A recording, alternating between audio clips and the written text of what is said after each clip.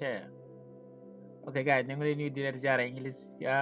apprendre la nga wolof di leen di ñaan yàlla kàddu fekk leen ci jàmm seen mbokk la Gumba Jaw di leen dalal seen beneen minute English. Ok ginnaaw ba la ñoo dëgg ci leçon bi incha allah voilà di leen joxaat beneen annonce que ni ñi nga xam si ne ñoo bëgg a jàng anglais ci wolof. Ok learn English in wolof jàng anglais ci wolof. am na ay cours privé yu ñu joxe ci whatsapp bi ci ay groupe lay doon incha allah rabbi donc képp ci bëgg am leen lu ci la yitteel ci njàng anglais voilà képp bëgg bokk ci njàng mën nga jokkoo ak ñun incha allah rabbi donc inscription bi 2000 francs la weer bu dee 2000 kon loolu yomb na donc boo ñu jokkoo ci numéro bi incha allah dinañ la gën a leeral gën la wax maanaam conditions yi naka lay tëddee donc mën ngeen ñu woo ci numéro bi 0033 758 40 87 55